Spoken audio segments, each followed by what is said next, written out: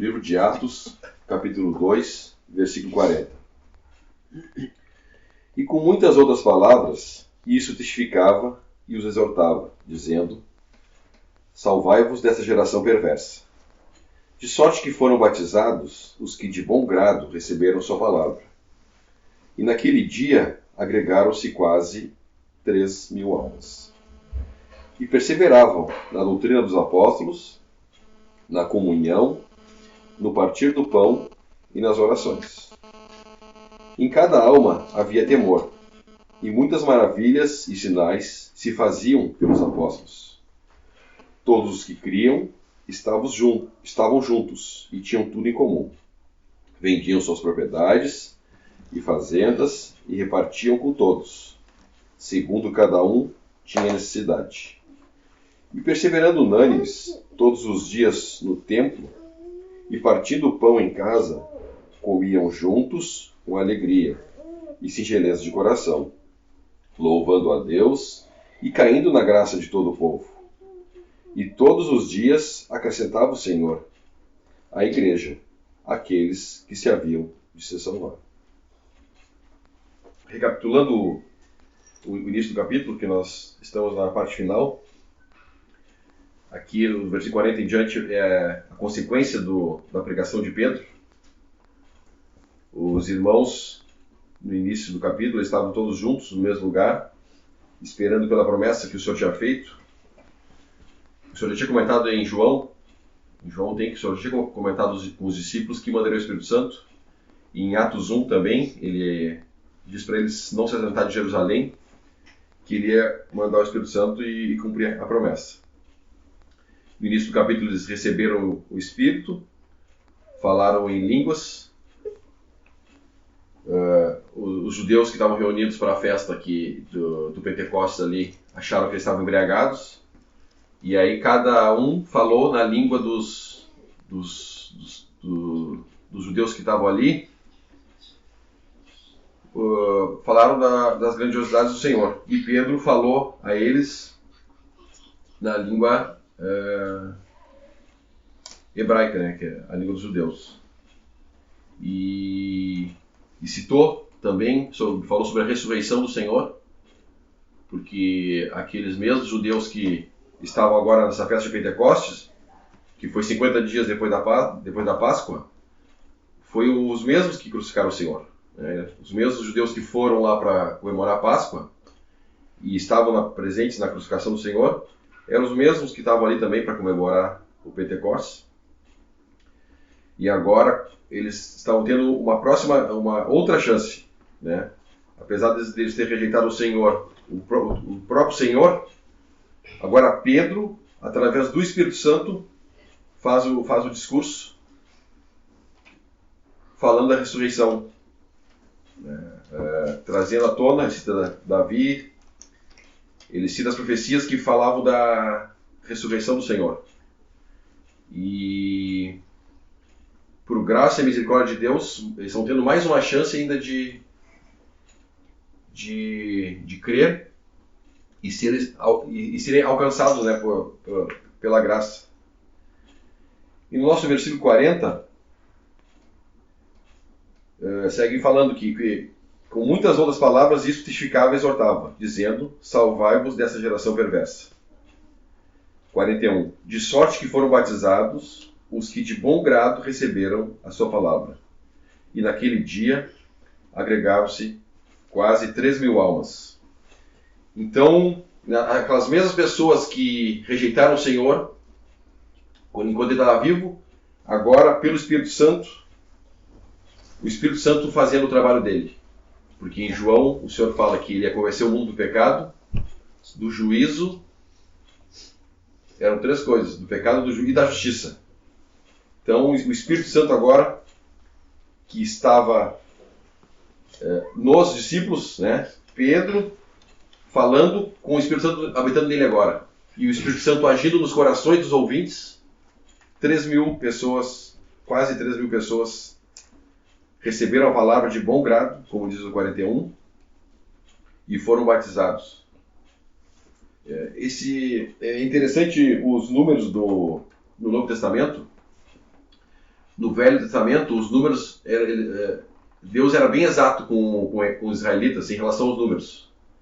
Quando eles contaram o povo, né, a contagem era certinha, 56 mil e tanto. Então, só que no Novo Testamento, os números não são exatos. Aqui fala quase 3 mil almas.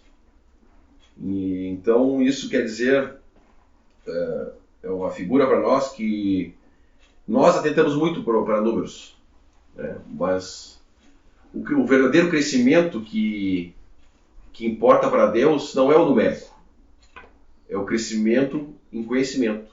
Se uma assembleia de 3 irmãos, um ano depois, estão reunindo, eles cresceram em conhecimento, esse é o verdadeiro crescimento, né? Que vai trazer glória a Deus e ao nosso Senhor. O crescimento em conhecimento, não em números. Depois, mais adiante, vai ter outra pregação que quase 5 mil se converteram. Então, os números eles não tem quase... O Espírito Santo não fez questão de ser bem rígido como no Velho Testamento, que a contagem era bem rígida no Novo Testamento. Uma coisa muito importante em Atos, principalmente em Atos 2, é que é uma nova dispensação. Antigamente o povo judeu vivia segundo a lei. Uma coisa bem interessante que o irmão citou aqui no versículo 41. De sorte que foram batizados os que receberam a palavra, e naquele dia agregaram-se quase 3 mil almas. Se a gente pular lá para Êxodo 32, versículo 28. Podemos ser o 27.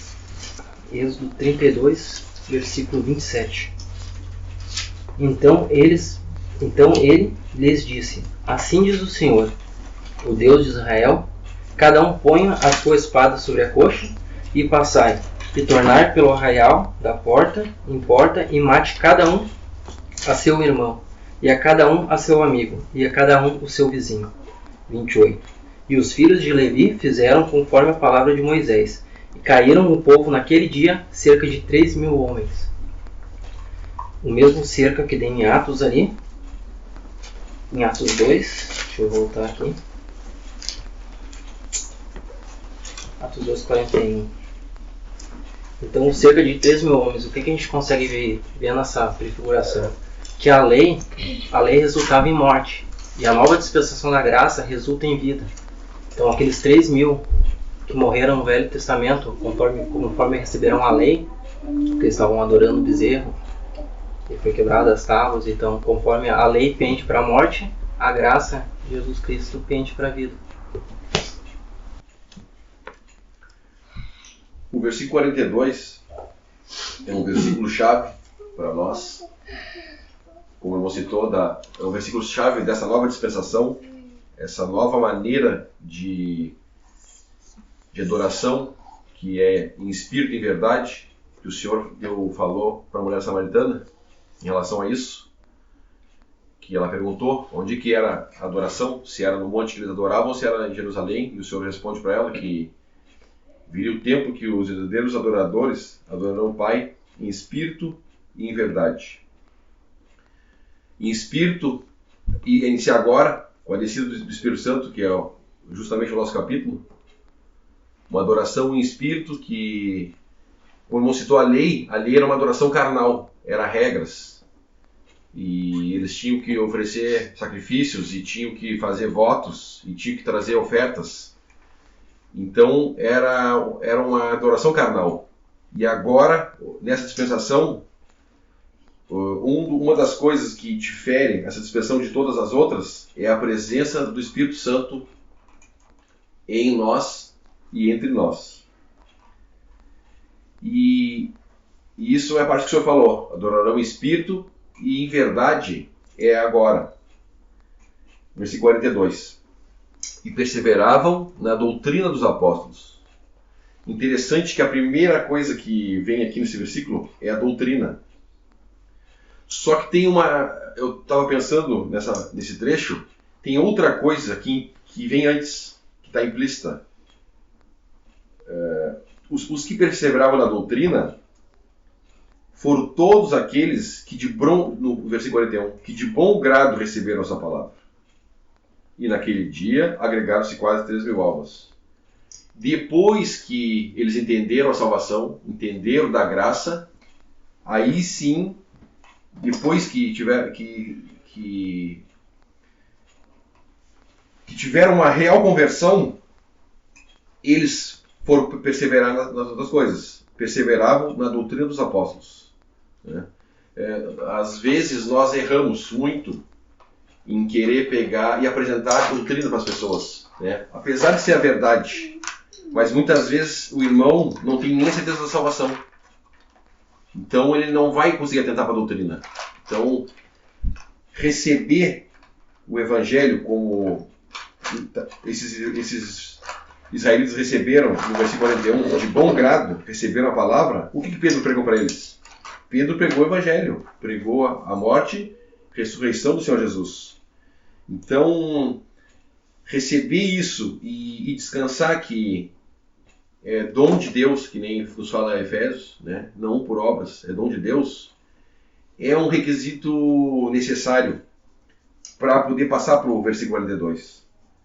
Né? Porque se a pessoa não entender realmente o que é a graça, todas as outras coisas ela vai fazer pensando que está contribuindo para a sua salvação. Ela vai vir na reunião achar que vai contribuir para a sua salvação, ela vai querer partir o pão achando que contribui para a sua salvação, ela vai pregar o Evangelho achar que conta pontos para a sua salvação. Né? E nós sabemos que nada disso conta pontos para nós. São privilégios que nós temos aqui, enquanto estamos aqui nessa terra, esperando o nosso Senhor. Né? É um privilégio que nós fizemos hoje, de poder lembrar a morte do Senhor, desfrutar do sacrifício dele, saber que nós temos paz com Deus, que o nosso maior problema, que nem nós oramos hoje pelas doenças, né, pelos irmãos enfermos, mas o nosso maior problema, que já foi resolvido, é que nós estávamos destinados ao lago de fogo. Né? Então, hoje, né, em adoração, no batimento do pão, a gente pode descansar, que nem o irmão orou, né? O nosso acesso hoje a Deus, nossos louvores, foi pelo sangue do Senhor Jesus. Então, nada de nós, tudo Ele que nos conquistou. E com esse entendimento, agora os irmãos vão começar a andar juntos. E a primeira coisa que a palavra nos ensina aqui, perseveravam na doutrina dos apóstolos. Tem outro princípio interessante, que ele é muito negligenciado no sistema religioso, colocar o amor em primeiro lugar. Deus é amor? Deus é amor. Mas tem um versículo que fala que a sabedoria que vem do alto é primeiramente pura. Então, sem a doutrina,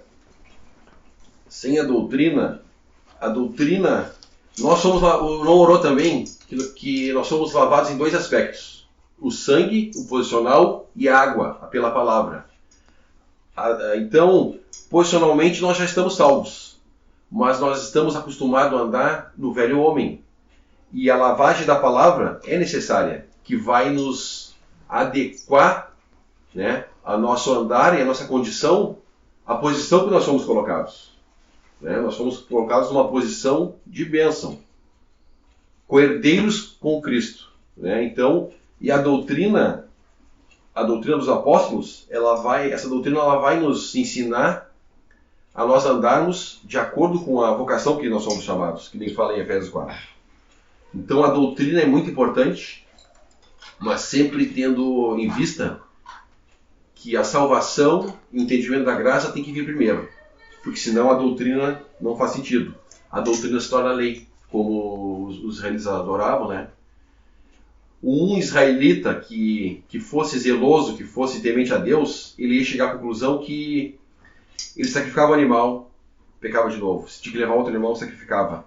Tentava obedecer e não conseguia. Tentava obedecer os 10 mandamentos. Um israelita sincero, ele ia chegar ao ponto tal de exercício com a lei, socorro, meu Deus, porque não consigo, né? Muito diferente do que os fariseus fizeram, né? Os fariseus se gloriavam de obedecer, mas como o Senhor falou, né? Eram sepulcros caiados, né? Só por fora, aparência de verdade. Então a doutrina também, ela nos guarda nos três aspectos que são necessários para nós ter acesso ao mesmo Senhor. Nos guarda das outras doutrinas, né? Que não são O Paulo fala dos ventos de doutrina, que são doutrinas de homens, doutrinas de demônios. Então, nós se firmar, perseverar na doutrina, é buscar o que Deus planejou para essa nova dispensação. E também é bom de saber que a doutrina dos apóstolos, ela está nas cartas. Nas cartas. Muitas vezes nós vamos ser confrontados com passagens do Evangelho, passagens da lei, para tentar justificar alguma coisa que se faz hoje, dizendo que é para o Senhor. Né? Então, as coisas que nós fazemos, elas têm que ser justificadas e ter base nas cartas e principalmente nas cartas de Paulo. Porque Paulo foi o vaso escolhido por Deus para trazer a nós e ser o ministro dessa nova dispensação. Então, não é por acaso que a doutrina vem em primeiro lugar aqui. Então, as reuniões abertas, as reuniões de leitura, são muito importantes, porque vão nos firmando na verdade. E eu e o Evandro, nós chegamos a conversar ontem. Né? Muitas vezes a gente não nota o crescimento e o importante, se nós aprender um versículo por dia, uma coisinha por dia, isso é o que importa, né? E a base na doutrina dos apóstolos, onde que está? Onde está a base para nós partir o pão? Onde está a base para nós fazer as reuniões de oração? Onde está a base para nós ofertar, por exemplo, né? Então, se nós cada dia nós ia aprendendo uma coisinha, nós vamos nos firmando na doutrina, que é a primeira coisa que esses irmãos, depois de salvos, perseveravam. Doutrina dos apóstolos. A segunda parte, ele fala, e na comunhão. Nós temos um grupo no WhatsApp, eu postei ali um texto muito interessante do livro A Ordem de Deus, que fala sobre comunhão. Porque a comunhão com nossos irmãos, ela vai nos ajustar também.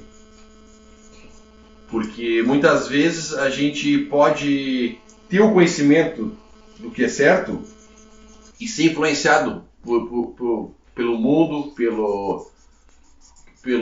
que nem hoje no Brasil nós estamos vivendo uma crise, né? Então muitas vezes nós somos influenciados pelos nossos colegas, pelos nossos familiares, e a comunhão com os irmãos nos guarda também, né? Porque muitas vezes a nossa situação a gente não enxerga, mas o irmão de fora, ele está enxergando. E em amor, na comunhão, uma figura disso seria o lava-pés. Nós podemos ler essa passagem. João capítulo 13. João capítulo 13, versículo 1. Ora, antes da festa da Páscoa, sabendo Jesus que já era chegada a hora de passar deste mundo para o Pai, como havia amado os seus que estavam no mundo, amou-os até o fim. E acabada a ceia, tendo já o diabo posto no coração de Judas Iscariotes, filho de Simão, que o traísse, Jesus, sabendo que o Pai tinha depositado nas suas mãos todas as coisas, e que havia saído de Deus, e que ia para Deus, levantou-se da ceia, tirou as vestes, e tomando uma toalha, cingiu-se. Depois, pôs água numa bacia, e começou a lavar os pés aos discípulos, e enxugá-los com a toalha, com que estava cingido. Aproximou-se, pois, de Simão, Pedro, que lhe disse, Senhor, tu lava-me os pés a mim? Respondeu Jesus e disse-lhe, o que eu faço não sabes tu agora, mas tu saberás depois. Disse-lhe Pedro, nunca me lavarás os pés. Respondeu-lhe Jesus: se eu não te lavar, não tens parte comigo. Disse-lhe Simão Pedro: Senhor, não só os meus pés, mas também as mãos e a cabeça. Disse-lhe Jesus: aquele que está lavado não necessita de lavar, senão os pés, pois no mais todo está limpo. Ora, vós estáis limpos, mas não todos, porque bem sabia ele quem o havia de trair. Por isso disse: nem todos estáis limpos. Depois que lhes lavou os pés e tomou suas vestes e se assentou outra vez à mesa, disse-lhes: entendeis o que vos tenho feito? Vós me chamais mestre e senhor, e dizeis bem, porque eu sou. Ora, se eu, senhor e mestre, vos lavei os pés, vós também laveis os pés uns aos outros, porque eu vos dei o exemplo, para que, como eu vos fiz, façais vós também. Então, essa passagem vai se encaixar perfeitamente no nosso capítulo. Aqueles judeus que escutaram o evangelho que Pedro pregou e creram, já tinham sido lavados, como o Senhor cita aqui, no versículo 9 e 10. Disse-lhe Simão Pedro: Senhor, não só meus pés, mas também as mãos e a cabeça. Disse-lhe Jesus: aquele que está lavado não necessita senão lavar os pés. O lavado que o Senhor está se referindo aqui é aquele que creu, já foi alcançado pelo sangue. A sua posição já é nos lugares celestiais. Uma posição inabalável. Já foi acrescentada ao corpo de Cristo. Então não necessita ser lavado de novo.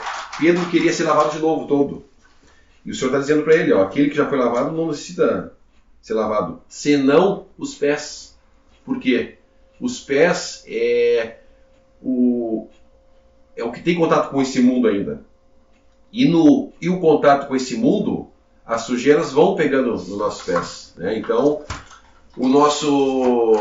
nem sempre nós estamos com os irmãos. Então, nós vamos sair daqui, nós vamos seguir com nossos familiares, nós vamos seguir nosso trabalho, e nós vamos ser expostos a perigos morais, perigos doutrinais. E essa lavagem que nos adequa à posição que nós já temos, comprados pelo sangue, é a palavra, é a doutrina que faz esse trabalho. Lavados pela água, pela palavra, que nem cita. Então, nesse sentido, nós somos limpos para andarmos de acordo, né, com a nossa posição.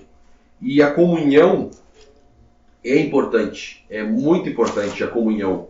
Não aquela comunhão natural de jogar bola, vamos se reunir para ver um filme, né? A comunhão nas coisas do Senhor, conversar das coisas do Senhor, né? Se conhecer, nós estar atento, né, com os irmãos. Então, essa comunhão que resulta, né, da doutrina, ela é muito importante hoje, e ela que nos mantém limpos quando nós não nos damos conta, porque às vezes pode ser que nós estamos contaminados e a gente não se deu conta ainda que nossos pés se sujaram, né? Mas o irmão, em amor, ele pode ver de fora, né? Em amor, o irmão tem liberdade de nos falar em amor, com o intuito não na crítica, né? Mas sim de cuidado com aquele irmão, porque se nós não vamos sendo limpos, vai chegar um momento que nós vamos estar muito sujo. E a má doutrina, por exemplo, nós sabemos que a má doutrina é como um câncer, né? Que ela contamina. Então, por isso que nós somos orientados a evitar os irmãos que trazem má doutrina, né? Aos irmãos que querem dividir também, ao herege, depois de uma ou duas exortações, evitam. Por quê? Porque ele vai querer levar para onde ele está. Ele vai querer impor a doutrina dele.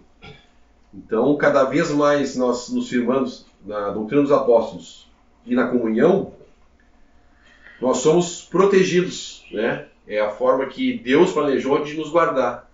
Porque hoje o Senhor não está pessoalmente aqui, mas o Espírito Santo está em nós. E nós temos também os irmãos. E em amor, os irmãos fazem esse trabalho de lava-pés, que é muito precioso e é o que nos mantém. É o que nos mantém limpos e aptos para estar na presença do Senhor. Nós sabemos que são 3 os maus que nos tornam desaptos a estar na presença do Senhor. Mal moral, né? Se alguém está em pecado não confessado e vem partir o pão, todos estamos sendo contaminados por aquele mal. E se o irmão insiste com isso, e a Assembleia pode disciplinar ou não se o pecado vir à tona. Mas se não vir à tona, é que nem diz lá em Coríntios, o irmão está bebendo e comendo pão para a própria condenação, né? O Senhor não vai deixar um testemunho assim. Lá em Coríntios, na parte da ceia, fala que muitos estavam fracos e doentes porque estavam comendo a ceia sem discernir o corpo. Então, estavam com um problema doutrinal ali. Eles estavam comendo sem discernir o corpo de Cristo, né? O problema deles era a divisão. Uns chegavam primeiro e comiam a ceia separadamente, não esperavam para os outros irmãos. E o Senhor ia agir ali em disciplina, graça e misericórdia, porque o Senhor mantém o testemunho. Então a doutrina e comunhão é muito importante nessa dispensação, nessa nova coisa essa nova maneira de adoração, em espírito e em verdade, que é a dispensação da graça que nós estamos vivendo hoje. O partir do pão, eu já citei, né? Um privilégio que nós temos de todo domingo anunciar a morte do Senhor até que Ele venha. É um testemunho para o mundo. Para os que creram e foram salvos, bênção. E para o mundo ainda que não creu, é juízo. Juízo. E também ele fala das orações. As orações de assembleia, elas têm um aspecto diferente da oração individual. Uma das coisas que a graça nos alcançou também, que agora nós não precisamos de intermediários. O nosso único intermediário é o nosso Senhor Salvador Jesus. E nós temos ainda o Espírito Santo que intercede por nós, que nós não oramos como convém, e o Espírito Santo nos auxilia nas nossas orações individuais. Né? E temos acesso a Deus diretamente, em colocar nossos problemas, as nossas ansiedades diante do Senhor, diretamente para Ele. Mas aqui ele está tratando das orações de assembleia. Então é uma reunião muito importante também, a reunião as orações de assembleia, que nós vamos orar vamos pedir as coisas referentes ao corpo de Cristo, à igreja. Então, nas orações de assembleia, nós não vamos orar pelos de fora, nós vamos orar pelos de dentro. Então, orar pelos de fora, nós podemos fazer isso nas nossas orações particulares. O caráter das orações de assembleia são orações em relação aos irmãos que trabalham, os irmãos que estão enfermos, como oramos hoje, ao Evangelho, né? Levar o Evangelho para os incrédulos, que é do interesse do Senhor, né? Que todos se salvem. Então, ela tem um caráter diferente das orações individuais. E outra coisa que a gente pode descansar, que Deus ouve todas as nossas orações. E quando nós pedimos conforme a sua vontade, Ele nos atende. Ele nos atende. Então nós podemos ter fé, né, nas orações e descansar que o Senhor está ouvindo e que quando nós formos exercitados a pedir conforme a vontade dEle, Ele vai nos atender. E Deus se apraz em atender. Qual é o pai que não se agrada em atender os pedidos de um filho? Né? Então, é um privilégio imenso que temos. Também lembrando o aspecto que a nossa a nossa batalha, elas não são contra carne nem sangue, né? A nossa batalha são contra as hostes espirituais nos lugares celestiais. Então a nossa batalha, nós lutamos em oração, lutamos com a palavra, e um privilégio tremendo que temos de orar em assembleia, poder rogar para os nossos irmãos, poder rogar por direção, descansando que Deus está atento aos nossos pedidos. A gente pode lembrar também de outra coisa, que quando um irmão levanta e ora, ele está sendo a boca da assembleia, né? Ele está sendo a boca da assembleia. E quando os outros irmãos dão amém, eles estão juntos com ele, com aquele irmão em oração. O amém dos irmãos é que todos concordaram. Então, Deus recebe como toda a assembleia o pedido, né? Não foi a oração do irmão tal ou do outro irmão tal. Toda a assembleia junta pela boca daquele irmão.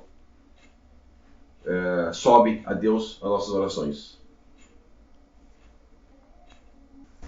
Em Atos 2:46, eu já vou seguir para o Atos 3, mas em 2:46 eu só quero salientar ali: e perseveravam-se unânimes todos os dias no templo, e partindo o pão em casa, comiam alegremente com singeleza de coração. Atos 3. Pedro e João subiram ao templo à hora da oração, à hora nona, e era carregando um homem coxo de nascença, o qual todos os dias punham à porta do templo, chamado Formosa, para pedir esmolas aos que entravam. Ora, vendo ele, Pedro e João, que iam entrando no templo, pediu que lhes dessem uma esmola. E Pedro, com João fitando os olhos neles, disse: olha para nós. E ele os olhava atentamente, esperando receber deles alguma coisa. 6. Disse-lhe Pedro: não tenho prata nem ouro, mas o que tenho, isso te dou. Em nome de Jesus Cristo, o Nazareno, anda. Nisso, tomando-o pela mão direita, o levantou. Imediatamente os seus pés e artelos se firmaram. E dando ele um salto, pôs-se em pé. Começou a andar, entrou com eles no templo, andando, saltando e louvando a Deus. Todo o povo, ao vê-lo andar e louvar a Deus, reconhecia-o como o mesmo que estivera sentado a pedir esmola à porta formosa do templo. E todos ficaram cheios de pasmo e assombro pelo que lhe acontecera. Apegando-se ao homem, Pedro e João, todo o povo atônito para junto deles, ao pórtico chamado Salomão.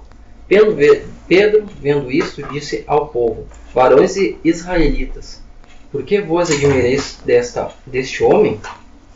Ou por que fitais os olhos em nós, como se por nosso próprio poder ou piedade o tivéssemos feito andar?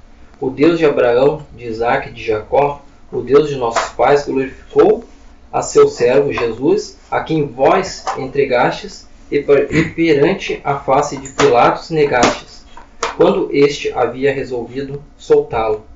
Mas vós negaste o santo, justo, e pediste que se vós desse um homicida, e mataste o autor da vida, a quem Deus ressuscitou diante dos mortos, do que nós somos testemunhas. Até aqui por enquanto, depois algum outro irmão pode continuar. O que eu queria salientar é que em Atos é um período transitório, ao qual, como o irmão citou, a doutrina para a igreja ela vem mais explícita nas cartas, principalmente nas cartas de Paulo, que foi revelado, né? Então muitos irmãos que estão em denominações enganados, eles citam muito essas passagens, como eu salientei ali em 46, que iam unânimes no templo. Aqui também os discípulos subindo ao templo para orar, eles ainda não tinham total discernimento, assim como nós, como recebemos vida e fé ao mesmo tempo, né? A gente vai crescendo tanto em fé como conhecimento do Senhor. Então é muito importante a gente ter esse conhecimento, essa leitura, esse estudo, como é que é feito, porque muitos Muitos usam essa passagem. Pedro e Simão estavam indo ao templo orar, fizeram curas. Mas logo ali embaixo, ele mesmo acusa os próprios israelitas, os chefes dos templos e fariseus, por terem crucificado o Cristo, né? Essa é uma parte que eu queria salientar com os irmãos, que é muito importante. Sempre fazer o estudo completo da palavra, ler e ter um entendimento, né?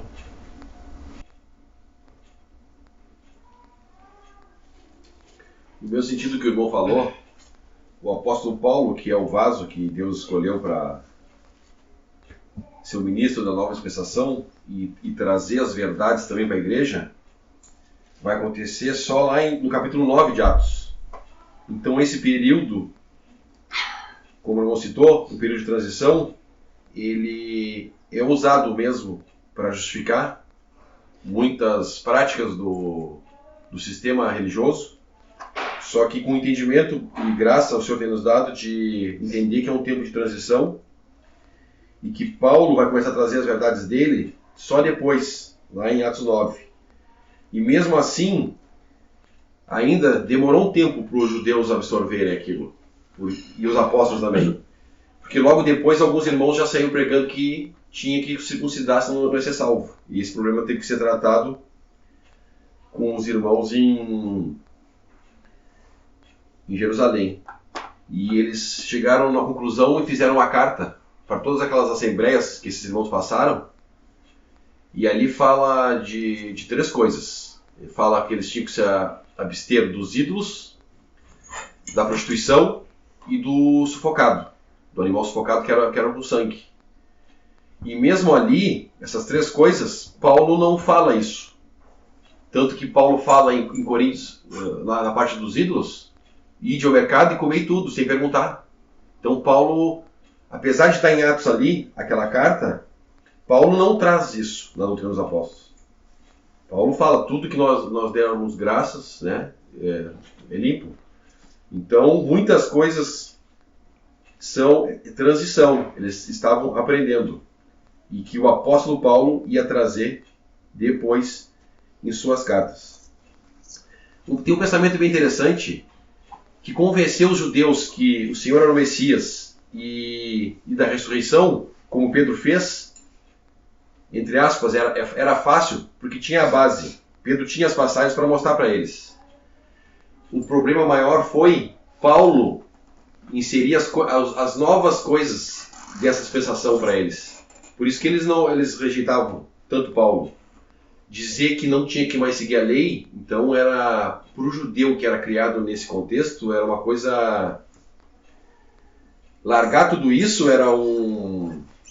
E agora sair fora o arraial, que nem fala em Hebreus, então era um peso muito grande. E o apóstolo Paulo trazer, que nem aqui vai, antes de nós encerrar o capítulo, é bem claro como a verdade que Paulo trouxe, a unidade do corpo. No início foi a única vez que a igreja deu um pleno testemunho da unidade do corpo. E olha a consequência disso, no versículo 47. Louvando a Deus e caindo na graça de todo o povo. Então, aquele testemunho deles andar em unanimidade, vender suas propriedades e depositar aos pés dos apóstolos, né, que logo se perdeu, a gente sabe, que também essa passagem ela é usada para justificar, né, muitas coisas vêm do sistema, que eles vendiam as propriedades e traziam aos pés. Mas isso foi só no início. Logo depois, infelizmente, o homem deixou cair essas verdades tão preciosas que ficou na administração dos homens, deixou cair e logo entrou um problema ali. Em seguidinha, as viúvas já foram negligenciadas, tiveram que ser instituídos diáconos para tomar conta dos recursos e logo esse testemunho já se perdeu, né? Que nem fala o nosso versículo 47, caindo na graça do povo. E depois que Ananias e Safira também morreram, todos andavam em temor, por causa da disciplina que Deus trouxe, né, para aqueles 2 irmãos. Então, infelizmente, rapidamente isso logo se perdeu, antes mesmo do apóstolo Paulo ser chamado. já foi introduzido a má doutrina, já foram... Sempre quando Deus começa alguma coisa nova, o inimigo ele já está ali, atento, esperando o homem vacilar para entrar. Quando Adão foi constituído cabeça da criação, do Gênesis, a serpente já estava à espera dele ali. E aqui, com o inimigo sabendo que Deus ia começar alguma coisa nova, ele já estava pronto para também colocar o joio junto e fazer uma mistura e trazer confusão, né, para a nova dispensação, essa dispensação que é sem espírito e verdade. E se nós pensar que o apóstolo Paulo avisou também que após a partida dele ia entrar lobos cruéis e de dentro mesmo ia se levantar irmãos, querendo atrair os discípulos após si, e já passou tanto tempo que a doutrina foi dada, né? Já faz 2000 anos que a doutrina foi dada. Não teria como ser diferente. O inimigo plantando o joio praticamente junto com o trigo. E graça e misericórdia, ainda Deus provê entendimento para nós poder voltar, não criar nada novo, voltar, porque era antes, desentulhando os poços. E muito em fraqueza, né? Dá um fraco testemunho da unidade, mas como o Senhor orou em João, a Deus rogando pela unidade, que a unidade da igreja seria um testemunho, daria um testemunho para o mundo. E falhamos nessa unidade, é uma verdade que nem ela é falada, né? Nem o mundo religioso nega pelas divisões, né? Nega a unidade do corpo. As divisões trazem desonra ao nome do Senhor. E em Efésios 4, quando Paulo orienta para nós andarmos na vocação que fomos chamados, rogo-vos, irmãos, que andeis na vocação que fosse chamados, a primeira coisa que ele fala é a unidade do Espírito. E vamos ler, a gente pode ler rapidamente Efésios 4 para não citar. Efésios capítulo 4, versículo 1. Rogo-vos, pois eu, o preso do Senhor, que andeis como é digno da vocação com que foste chamados, com toda a humildade e mansidão, com longanimidade, suportando-vos uns aos outros em amor, procurando guardar a unidade do Espírito pelo vínculo da paz. Há um só corpo. É a primeira coisa que o apóstolo Paulo fala, um só corpo. O Espírito Santo, ele em nós, ele vai buscar em nós, vai tentar trazer à tona as doutrinas que trazem essa verdade, que somos um só corpo. E no início, os irmãos conseguiram dar esse testemunho. E o efeito que houve, caiu na graça de todo o povo. Então esse era o efeito que Deus queria que desse. Mas qual é o efeito que nós damos hoje? Pensando no sistema como um todo, confusão. Nós damos confusão, uma Babilônia religiosa, cada um falando uma coisa, cada um defendendo os seus pontos de doutrina, escandalizando os irmãos com dinheiro, com o evangelho da prosperidade. Então, que nós temos uma foto de como seria se nós tivéssemos conseguido manter o testemunho da unidade do só corpo. O irmão falou em números, né? Uma preocupação que existe muito no sistema denominacional, que é a quantidade de seguidores, digamos assim. E no final do 47 fica bem claro, né? Onde a diferença de como o Senhor acrescenta para como o homem procura trazer para si, né? Podemos atentar aqui no final do versículo 47, todos os dias acrescentava o Senhor à igreja aqueles que haviam de salvar. O próprio Senhor acrescenta à igreja esses que haviam de salvar e que haviam de se salvar, enquanto o homem procura deturpar a palavra, né? Não atenta na simplicidade que traz a palavra aqui, bem clara, que é o Senhor que traz. Então o homem se dedica confundindo o ato de evangelizar, persuadindo as pessoas a se achegarem para onde ele está, para onde o homem está habitando, e não aonde o Senhor está. Então ele se coloca acima do que o Senhor faz, né? Que coloca a sua persuasão, seu ato de convencimento, até mesmo pelos atrativos da carne, para convencer pessoas a se achegarem onde o homem habita e não onde o Senhor realmente. Então, aqui também nos mostra, né, mais uma vez a questão de números, né, não nos preocuparmos com a quantidade de irmãos reunidos, mas sim que o Senhor irá prover irmãos, né. Aqui é bem claro, e infelizmente o homem é tendencioso aos atrativos da carne, né, e aqui o Senhor já vem tratando desde o início, que realmente esse ponto de quantidade o Senhor não leva em consideração, e sim Ele acrescenta os que Ele vai salvar.